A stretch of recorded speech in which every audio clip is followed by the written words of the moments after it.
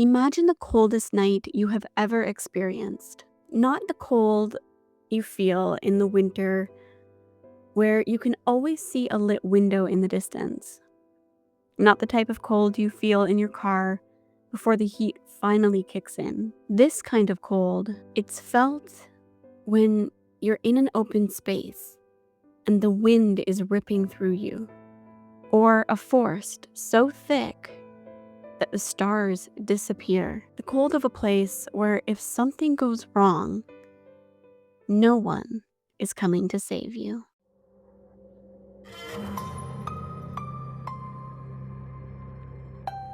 Some stories blur the line between reality and the unfamiliar.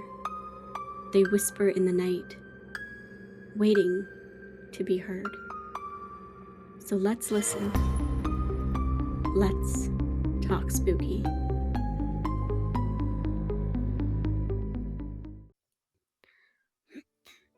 Welcome back, spooky souls, to a brand new episode of Let's Talk Spooky. As always, I'm your host, Shauna, and I think you're going to really love tonight's episode. It's a chilly one. If you're following our socials, then you might have seen that we're in the process of some new things. We are currently working alongside a designer to create some show merch. It's not set in stone yet. It's still in the process of creation, but I'm hoping it'll be available early summer. So if you haven't checked out our socials, I recommend doing so because I'm going to post when they're available there, and I'm also going to do a giveaway on our TikTok and our Instagram. So be sure to be following those. We are going to do some ghost hunting, some touring, and I'm going to share the location's dark history with you. And that's something I don't think you're going to want to miss either. All right. Enough with me chit-chatting. Let's get into tonight's episode. But before we go any further, I need to share a few things. Throughout this episode, there will be details that I'm deliberately leaving out. Specific ritual components, sacred names, certain elements that, according to Navajo scholars and Ojibwe elders, were never meant to be shared. And I want to acknowledge the nations, those traditions we're entering tonight. We are going to be discussing the Wendigo, which belongs primarily to the Algonquin-speaking peoples, the Ojibwe, and the Cree nations, and others across northeastern and central North America, as well as we are going to be talking about the Skinwalker, which originates in Navajo and Dene traditions, from the people of the Four Corner regions of the American Southwest. To these communities, I hope I handle this episode with the care and respect that it deserves. And because of that, we will only venture so far tonight, because some things are just not ours to know. So if you're ready, light a candle, gather close, and let's talk spooky. Now remember that cold you felt in the beginning of the episode? I want you to feel that again, but this time I want you to let it sink in. Hold it there. Let it fill every part of your body, because that cold is what born the Wendigo. The Wendigo, spelled and pronounced in many different ways across nations, is at its most oldest core a spirit of winter famine. A creature born from the most terrifying moment a community could face, running out of food in a landscape that essentially wants you dead. It is a story about transformation, about an appetite that can't be satisfied, about winter so brutal that it strips comfort, reason, and mercy, and it asks the most terrifying question folklore can ask. What happens when survival turns into something monstrous? Among the Ojibwe, Cree, and related Algonquin peoples, the Wendigo has been described consistently across centuries of oral traditions. It's tall, impossibly tall, some suggesting 15 to 20 feet of emaciated bone. Despite its enormous size, its skin is described as gray, sometimes pale blue, white, and is pulled so tight like paper around jutting bones and ribs. Its lips are completely gone, eaten away by frostbite, or in some interpretations, hunger. Antlers protrude from its skull, or sometimes it's simply a rack of bones where a face should be. If you are close enough to see its eyes, then you are already in trouble. But they're described as deep, burning yellow, dying coals. And the smell is unimaginable. A mixture of rot and ice. It's always hungry. But here's the part that makes the Wendigo more than just a monster. The part that haunts us and the Algonquin peoples for as long as anyone can remember, that the Wendigo was once a person. Now, before we go any further, it's important to pause here. You see, the Wendigo is not just a horror character. It's not just a story that began as entertainment in a forum somewhere in the dark corners of Reddit. It emerges from traditions of several Algonquian-speaking nations and Indigenous peoples, and should be respected as such. Because you see, the Wendigo has long carried meaning tied to winter famine, imbalance, greed, and the breaking of a sacred human boundary. In that context, the fear surrounding Wendigo was never simply about the creature stalking you through the woods. It was about what happens when desperation, selfishness, and unchecked hunger grows so powerful that a person becomes estranged from their community, detached from their spirit, and their own humanity. And that's what makes stories about the Wendigo so enduring and so disturbing. I want to share a story that is passed down from generation through oral storytelling.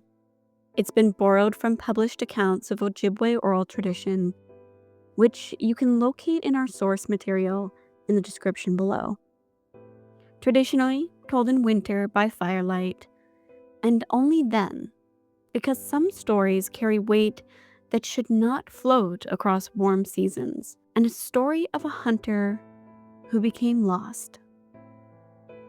It was said that he had gone out in early winter, before the snow had set hard, to find meat for his family. The camp was struggling, and the previous autumn's hunt had been poor, and the cash was growing thin. Every mouth in the community was counting on him. So he traveled for days and found nothing. The temperatures dropped, and his food ran out. On the fourth night, he built a fire from green wood that barely caught. He lay beneath the stars on the frozen ground and began to shake. He thought about his family. He thought about his children's faces.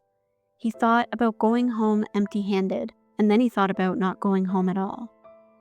And the two thoughts seemed to twist together until he could no longer separate them. And in the deepest part of the night, something came to him. Not an animal that he had been hunting, not help from another hunter, something else entirely. When he arrived back to his camp, he tried to describe what he had seen as a voice more than a shape, a feeling more than a voice. It was hard for him to make possible of what he had experienced. The feeling that eating was possible, and that there was something nearby he could eat, and that there had always been something nearby. His family found him 3 days later, walking in wide circles around the camp, his eyes fixed on something that no one else could see. He would not come inside. He would not look at his children's faces. And the elders of the camp recognized what was happening to him, because they had seen it before, in other winters, in other desperate men.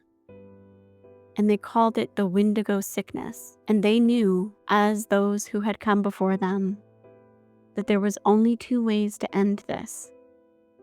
Either the sickness was driven out, or the person was lost forever. This was not a simple ghost story across Algonquin scholarships and oral traditions. The Wendigo is understood as something so much more complex than that. So much more complex than a simple predator. It's a spiritual and psychological phenomenon, a warning encoded in narrative form. Cree elder and author Ray Alderud spoke in an interview about the Wendigo as a teaching about hoarding and greed, and about what happens spiritually and communally when a person begins to prioritize their own survival at the cost of their community. And the Wendigo, he explains, is what selfish looks like in physical form. This interpretation runs through multiple Algonquin nation tellings. The Wendigo grows larger the more it eats, and hungrier too. And its stomach just expands as its body does, and it's never satisfied. It is pure, insatiable appetite given true form. But now I want to pivot into something that sits on the edge of folklore and history. And it's the documented cases of what clinicians and anthropologists in the late 19th and early 20th century called Wendigo psychosis. Beginning in the 1800s, there are record accounts, primarily from Cree and Ojibwe communities, of individuals who become convinced during a period of extreme starvation that they are transforming into a Wendigo, that they are developing cravings for human flesh, and that they could feel the transformation happening within their bodies. Some of these individuals requested to be killed before the transformation was complete. And some of them were. There are still significant debates within anthropology and psychology over how these cases should have been understood. Some Western scholars dismiss it as hysteria or superstition. Others have argued that it reflects a cultural-specific form of psychological crisis, one shaped by spiritual belief, communal fear, and the lived realities of famine, isolation, and survival. But one of the most frequent cited cases of this is a Cree man identified in colonial records as Swift Runner. During the winter of 1878 and 1879, in an area that is now known as Alberta, Swift Runner killed and consumed his family members, his wife, and 5 children. He was later tried and executed by colonial authorities at Fort Saskatchewan in 1879. But reports from the time claimed that he said the Wendigo spirit had entered him. But this was not a clean and simple story. Historians and Cree scholars have since questioned the way Swift Runner's case was handled by colonial legal systems, and whether Indigenous spiritual beliefs was interpreted with any sincerity at all, or merely used as evidence against him. What remains undeniable is the force of the idea itself, that the Wendigo was never just a monster of the trees. It was a presence woven into fear, morality, survival, and judgment, real enough to destroy a life long before execution ever did. The following account is shared in the 1985 collection of oral histories from Ojibwe communities in Minnesota. Compiled in collaboration with the tribal knowledge keepers, the speaker is identified only as an elder woman from the Leech Lake band of Ojibwe.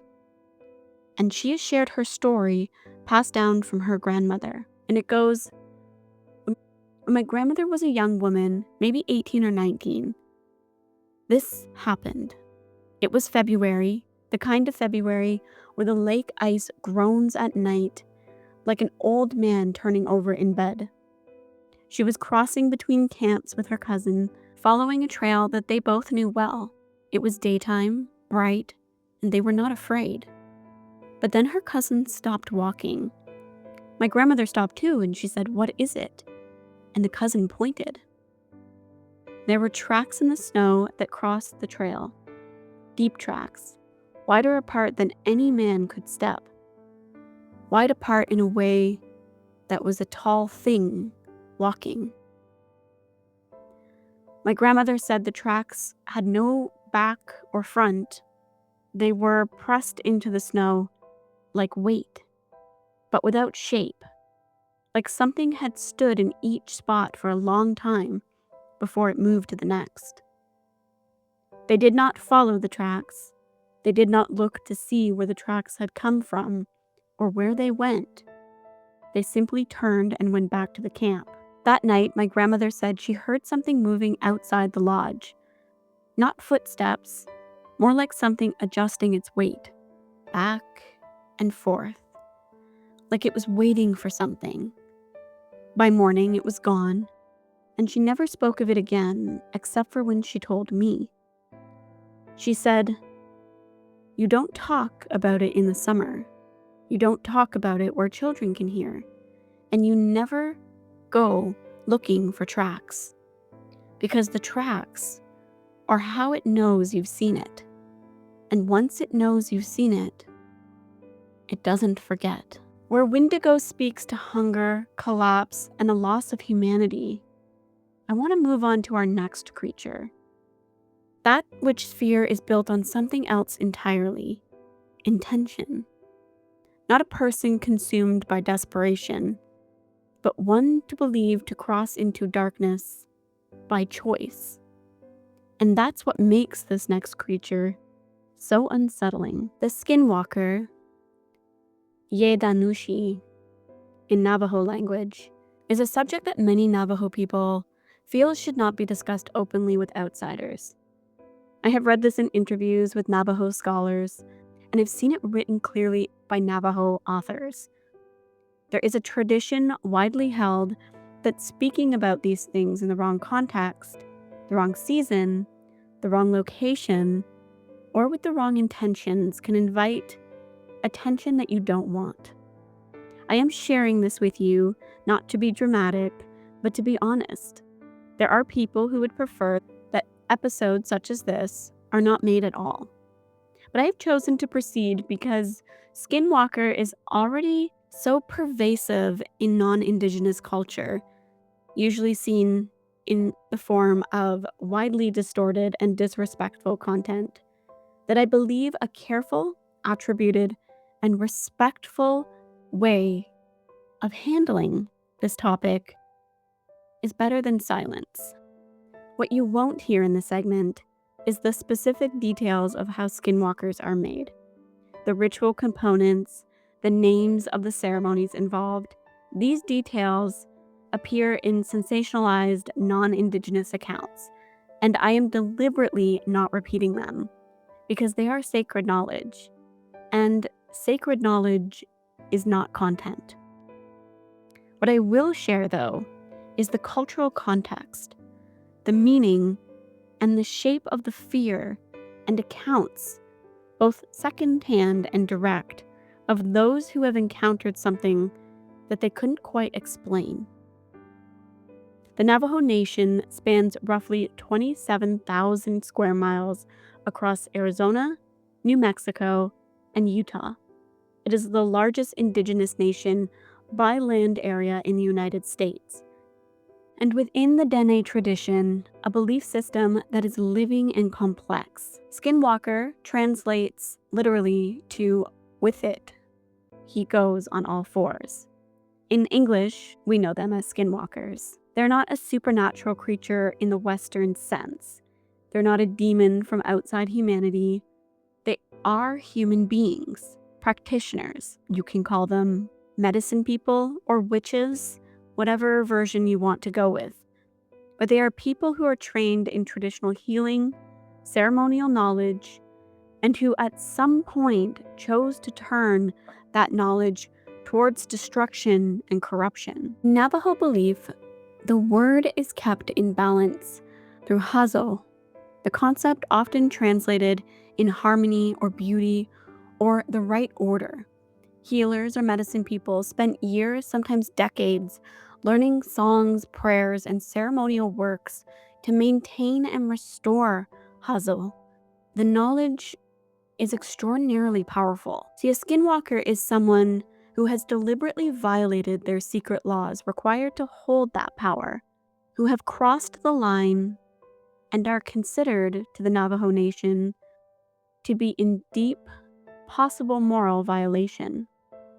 And in doing so, according to traditional Navajo beliefs, they gain abilities that exist outside the natural order. The ability to move with unnatural speed, to transform, to take shapes of animals, to enter homes and minds in a way that ordinary people cannot. Navajo author Adrienne Keene, who runs the blog Native Appropriations and holds a doctorate from Harvard University, has written about skinwalkers with care. She notes that popular cultural versions of the shape-shifting monsters of TV shows and internet forums strip away everything that makes the concept meaningful. The skinwalker is not a monster. It is a warning about what happens when power is sought without humility, and when knowledge is turned against the people it was meant to protect. The following account comes from a 2012 oral history project conducted in collaboration with the Navajo Nation Historical Preservation Department. And it goes, I was maybe 10 or 11 years old, and we lived far out on the reservation. No close neighbors, no street lights. My mother knew the traditions well, and she had taught us that there were certain things that you did not do at night. You didn't call out to voices you didn't recognize. You didn't look directly at things moving at the edge of your vision. You didn't leave the door unlocked. One night, I don't remember what month it was, but it was cold. I woke up because the dog was making a sound that I had never heard a dog make. Not barking or growling, something lower, something scared.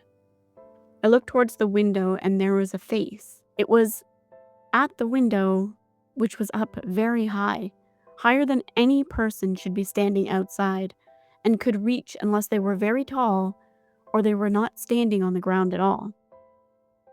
And the face was wrong. The proportions were wrong. The eyes caught the moonlight in a way that an animal's eyes catch headlights, not the way a person's do. I cannot tell you exactly what I saw, because I looked for maybe 2 seconds and then pulled the blanket over my head, and I did not move until morning. My mother found scratches outside my windowsill the next day, and she didn't ask me what I'd seen. She just started burning herbs and singing quietly for most of the morning. And then she told me, some things see you back, and that's why you don't look. I believed her then, and I believe her now. Route 491 in New Mexico went by a different name for most of the 20th century, and the highway had a reputation among the Navajo people that had nothing to do with its destination. In the late 1990s, a Navajo man, which we're going to call for this episode Wayne, and he told a story about an experience he had on Route 491. Wayne was driving the highway at night, returning from a job in Gallup. He shared that while he was driving, he saw something that he believed he was never meant to see. He said it was about 2 a.m. No other cars were on the road, and he had the window cracked open because he was tired and he wanted the cold air to keep him awake. Then he noticed something was running alongside the car. At first, he thought it was a stray dog, a big dog, maybe a coyote, or a small wolf. It was keeping up pace with the car though, which was going about 50 miles per hour. So Wayne sped up to 65 and it kept pace. And it wasn't running the way a dog runs. It was running the way a person runs. Upright, kind of, but also not fully upright. Like it was between shapes, like it hadn't finished deciding what it was. Wayne at this point was terrified. He rolled the window up and mustered all his willpower not to look directly out the window. instead staring at the road in front of him, continuously pressing the gas while whispering a prayer his Navajo grandfather had taught him. When he reached the next town, he pulled into the gas station. There was nothing behind him anymore. There was nothing in the parking lot. The cashier was inside, half asleep, and the fluorescent lights were humming. Everything was completely normal. It wasn't until he arrived home and he looked at the side of his car, the passenger side, the side it had been running on. There were 3 long scratches down to the paint, parallel, like finger marks. Wayne kept that car for another 4 years, never removing the scratches, believing that they were evidence of something, and he wasn't going to pretend that it didn't happen.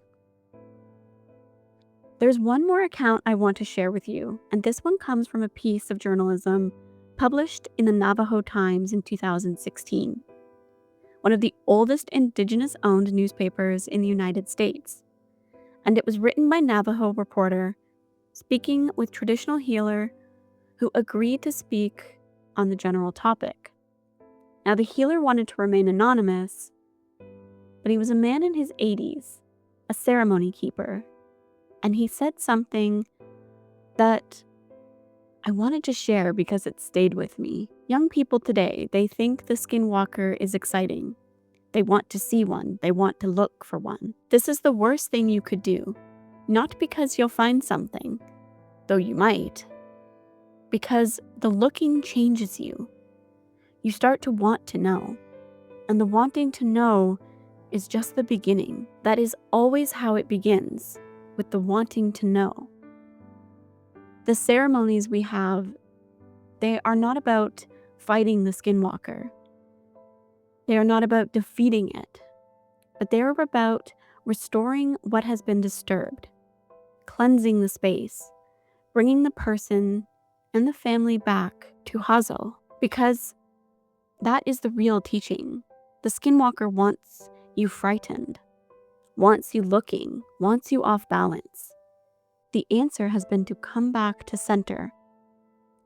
This is how we have always survived, not fighting by the darkness, but by knowing where the light is. Before closing tonight, I want to sit for a moment with what's underneath both traditions, because I think there's something here that doesn't belong to a single culture, something that these stories are reaching towards, that all of us, no matter where we come from, already feel connected to. Both the Wendigo and the Skinwalker are about what happens when a person, a human being, loses their relationship with their community and with the order of what is right and wrong. The Wendigo is born from isolation and starvation, a person cut off from others, turning inward so completely that they lose their humanity. It is the horror of selfishness, taken to its furthest extreme. The warning is not to watch out for the monster in the woods. The warning is, this is what you become when you stop caring for one another. And the Skinwalker is born from immense power, a person who has gifts and training and trust, and who chooses to turn all of that against the people who needed their protection. Horror is not the creature on the road or running beside their window at night. The true horror is betrayal. Somebody that could have healed chose to harm instead. Both traditions say in different languages and different landscapes, what you most need to fear wears a human face, and protection is not a weapon, it's community, it's ceremony, it's practice and coming back to one another. And I find this more frightening than anything else I've told you tonight, because that means both those monsters are created by choice. Thank you for walking through the dark corners of folklore with me tonight. If you enjoyed tonight's episode, please take a moment to hit that follow button. Not only does it keep you from never missing one of our spooky episodes, but it helps our creepy and curious community grow. If you haven't taken a second to check out our socials, I recommend doing that. We're going to be posting new merch soon, as well as we're going on an adventure in a couple weeks, and I don't want you to miss that. So thank you for joining me tonight, and until next episode, stay curious and stay spooky. This episode was written and produced by me, Shauna, and the team here at Let's Talk Spooky.